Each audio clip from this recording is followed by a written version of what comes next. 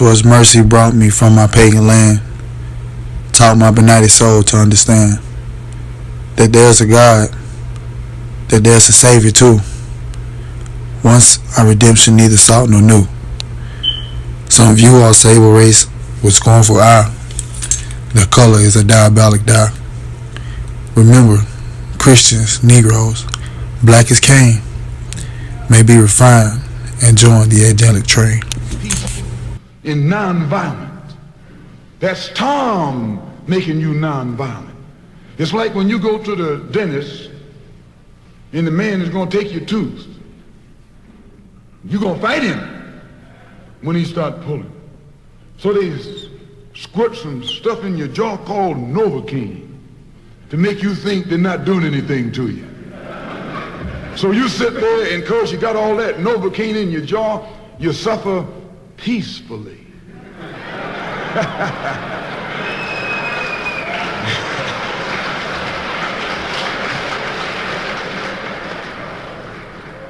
Blood running all down your jaw. And you don't know what's happening because someone has taught you to suffer peacefully. The white man do the same thing to you in the street. When he want to put knots on your head and take advantage of you and don't have to be afraid of you fighting back, to keep you from fighting back, he get these old religious Uncle Toms to teach you and me. They're just like Novocaine, suffer peacefully. Don't stop suffering, just suffer peacefully. As Reverend Cleave pointed out, let your blood flow in the streets. This is a shame. And you know he's a Christian preacher. If it's a shame to him, you know what it is to me.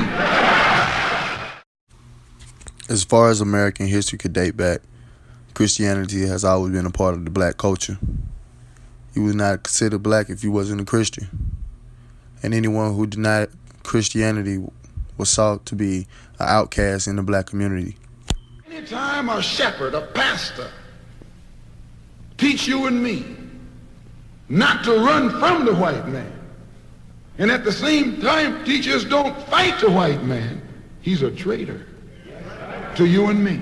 Don't lay down our life all by itself. No. Preserve your life. It's the best thing you got. Upon reaching America, the conversion of Christianity began. This not only gave slave masters the power to control the slaves, but it also gave the slaves a chance of hope. Hope was necessary for blacks. It was used to cope with grief. Blacks hope.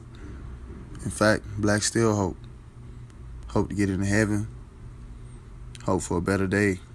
No more pain, no more suffering.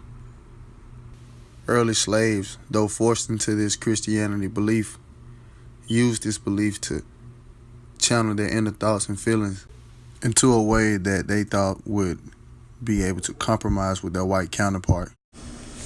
While blacks sought religion to be an equilibrium bridge between them and whites, whites used it as a tool to maintain oppression over the blacks.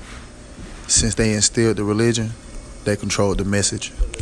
Feel, I can only include what they feel from the state of their institutions. I don't know if white Christians hate Negroes or not, but I know that we have a Christian church which is white and a Christian church which is black.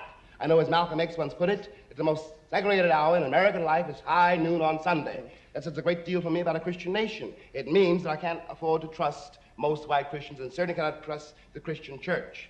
I don't know whether the labor unions and their bosses really hate me.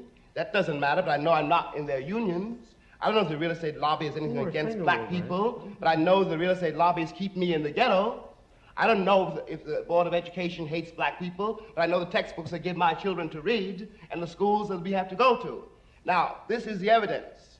You want me to make an act of faith, risking myself, my wife, my woman, my sister, my children, on some idealism which you assure me exists in America, which I have never seen.